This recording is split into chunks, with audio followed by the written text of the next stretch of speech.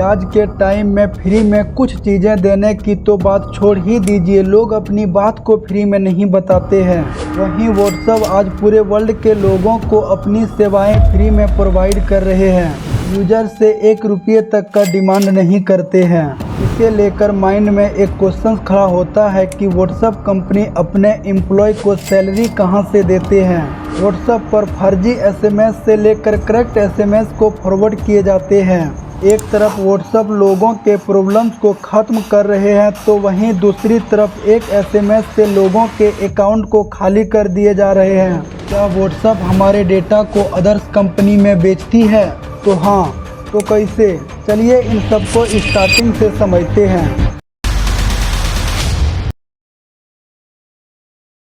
WhatsApp को पूरे world के 65% से अधिक लोग एक्टिव में इसका इस्तेमाल कर रहे हैं। इसका प्ले स्टोर पर 5 बिलियन से प्लस इसका डाउनलोडिंग है। ये वर्ल्ड के मोस्ट पॉपुलर मैसेजिंग ऐप है। इसका इस्तेमाल वर्ल्ड के 180 कंट्रीज में किया जाता है। व्हाट्सएप अपने यूजर्स को अपनी सर्विस फ्री में प्रोवाइड करते हैं। व्हाट्सएप पर आप मैसेजिंग से लेकर ऑडियो कॉल, वीडियो कॉल, अपने इमेजेस, वीडियोस, डॉक्यूमेंट, लोकेशंस को सिंपल तरीके से एक व्यक्ति से दूसरे व्यक्ति तक पहुंचा सकते हैं, चाहे वह व्यक्ति वर्ल्ड के किसी भी कोने में क्यों ना हो।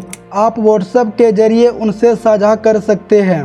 व्हाट्सएप आज इतना पॉपुलर हो गया है कि अगर आप वर्ल्ड के किसी भी पर्सन के मोबाइल या लैपटॉप को चेक करेंगे, भले आपको अदर्स ऐप का एप्लीकेशन देखने को मिले या ना मिले, बट आपको व्हाट्सएप जरूर देखने को मिलेंगे। व्हाट्सएप का यूजर आज बचपन से सिर्फ 55 तक के ही लोग इस्तेमाल नहीं कर रहे हैं, बल्कि जिनके जीवन के अंतिम पड़ाव चल रहे हैं वह भी इस्तेमाल कर रहे हैं। एक रिपोर्ट के अकॉर्डिंग 60% स्टडी करने वाले स्टूडेंट फेसबुक, व्हाट्सएप और अदर्स एप्लीकेशंस को सिर्फ मैसेजिंग करने के लिए स्मार्टफोन का इस्तेमाल करते हैं। 10% ही स्टूडेंट ओनली स्टडी करते हैं। व्हाट्सएप का मैक्सिमम इस्तेमाल 12 से 35 ईयर्स एज वाले 51% और 35 से 65 ईयर्स एज वाले 35% और 14% हुआ है जिसका एज 65 ईयर्स प्लस है। डेटा रिपोर्ट के अकॉर्डिंग 54.5% व्हाट्सएप का इस्तेमाल मेल करते हैं और 45.5% फीमेल करते हैं। The most popular social media network world wide in 2025। WhatsApp 3rd number पर आते हैं। फर्स्ट पर है फेसबुक, सेकंड पर यूट्यूब है। व्हाट्सएप का मंथली 2 बिलियन से प्लस एक्टिव यूजर्स है। अब देख लेते हैं कि व्हाट्सएप की शुरुआत कैसे हुई। 2009 में जेन कॉम और ब्रायन एक्टन ने मिलकर व्हाट्सएप को बनाया। ब्रायन एक्टन और जेन कॉम दोनों आहू कंपनी में सर्च इंजन कंप्यूटर प्रोग्राम में अपनी सेवाएं दे रहे थे, लेकिन ये दोनों अपने कामों से डिससेटिस्फाइड होकर 2007 में आहू कंपनी में काम छोड़ दिए। इन्होंने आहू में 9 इयर्स तक अपनी सेवाएं दी थी। दोनों ने आहू में काम छोड़ने के बाद साउथ अफ्रीका घूमने चले गए। इस दौरान इन्होंने फेसबुक में जॉब के लिए अप्लाई किए, बट फेसबुक ने रिजेक्ट कर दिए। जब साउथ अफ्रीका से रिटर्न अमेरिका आए, तब यहाँ से व्हाट्सएप की स्टोरी स्टार्ट होती है। व्हाट्सएप बनाने की जो आइडिया थे वह जेन कॉम की माइंड में आए थे। वह जब कार्य करते थे तो वह अपने दोस्तों के टच में नहीं रह पाते थे, इसलिए उन्होंने सोचा कि क्यों ना एक ऐसा ऐप बनाया जाए जो दोस्तों का पल पल का इन्फॉर्मेशन दे सके कि वो क्या काम कर रहे हैं, कहाँ जा रहे हैं। इस आइडिया को इन्होंने सबसे पहले अपने दोस्त एलेक्स फिशमैन को बताया। एलेक्स ने इनके आइडिया को मोशन देने के लिए एक रूसी डेवलपर ऐप से संपर्क कराया जो मैसेजिंग प्लेटफॉर्म का फ्रंट एंड बनाने का काम करते हैं। जेन कॉम अपने दोस्त ब्रायन एक्टन से मिलकर इस ऐप का नाम व्हाट्स रखा। व्हाट्स ऐप को 3 मई 2009 में आईफोन के लिए लॉन्च किया।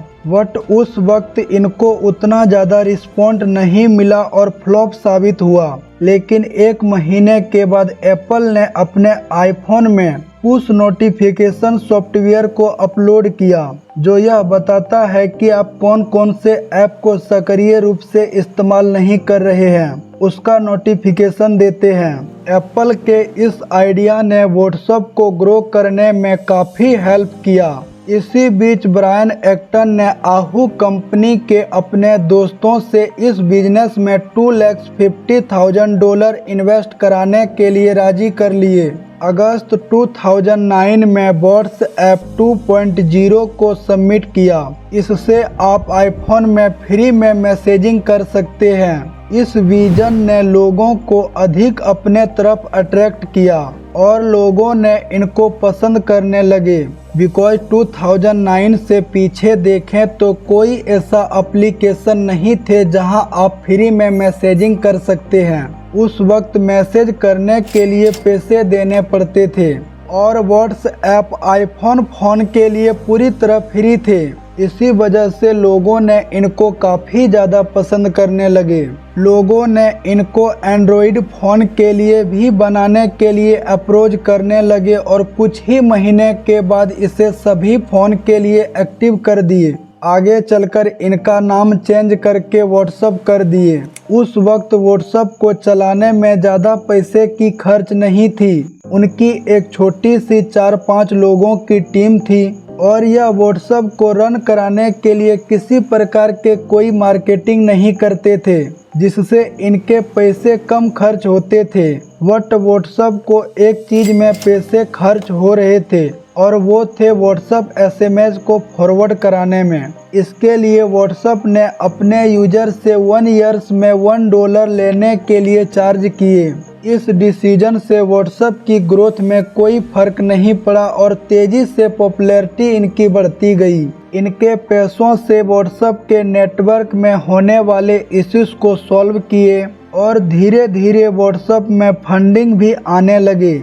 2011 में सिक्वोया कैपिटल ने 15% से अधिक शेयर के लिए $8 मिलियन इन्वेस्ट किया। 2013 आते आते व्हाट्सएप का 200 मिलियन से प्लस यूजर्स की संख्या हो गई और जो व्हाट्सएप की छोटी सी 4-5 लोगों की टीम थी वह बढ़कर 50 लोगों की हो गई। व्हाट्सएप प्ले स्टोर पर टॉप 10 फास्ट डाउनलोडिंग ऐप में शामिल हो गए थे। इसमें कई फीचर्स ऐड किए गए थे, जैसे इमेजेस सेंड, चैटिंग करना और भी। व्हाट्सएप तेजी से उभरता हुआ आ रहा था। दिन थे 19 फरवरी 2014 को फेसबुक के फाउंडर मार्क जुकरबर्ग ने $19 बिलियन देकर व्हाट्सएप को खरीद लेते हैं। व्हाट्सएप को खरीदने के पीछे मार्क जुकरबर्ग का माइंड क्या थे, क्योंकि बिना बेनिफिट के मार्क जुकरबर्ग कोई ऐप को खरीदेगा ही नहीं,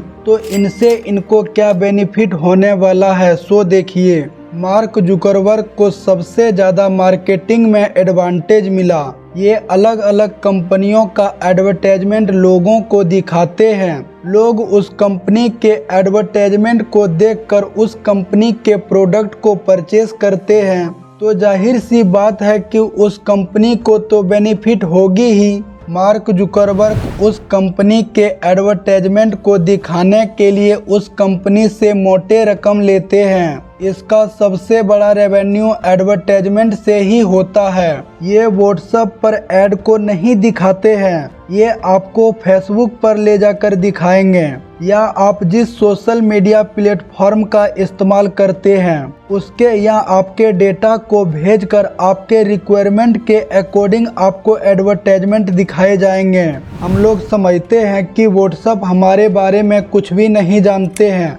हम यहाँ गलत हैं, क्योंकि ये सब कुछ हमारे बारे में जानते हैं। हम कहाँ जा रहे हैं, क्या खरीद रहे हैं, क्या खा रहे हैं, किनसे मिल रहे हैं, इनको सब पता होता है। अगर आप कभी ऑब्जर्व किए हैं तो आपको पता होगा कि जब आप अपने दोस्तों या फैमिली मेम्बर से व्हाट्सएप के जरिए बात करते टाइम कहीं घूमने की बात की हो, कोई प्रोडक्ट खरीदने की बात की हो, या कुछ खाने की बात की हो तो जब आप कोई भी social media YouTube, Facebook, Instagram या अदर्स प्लेटफॉर्म ओपन करेंगे तो सबसे पहले उसके बारे में आपको एडवर्टाइजमेंट दिखाए जाएंगे कि आज यहाँ से शॉपिंग करने पर इतने रुपए की छूट है, यहाँ इस होटल की खाना बेस्ट है, घूमने के लिए ये सब लोकेशंस अच्छा है। मार्क जुकरबर्ग इस तरह के गेम खेल रहे हैं व्हाट्सएप से। 18 जनवरी 2016 में व्हाट्सएप को पूरी तरह से फ्री कर दिए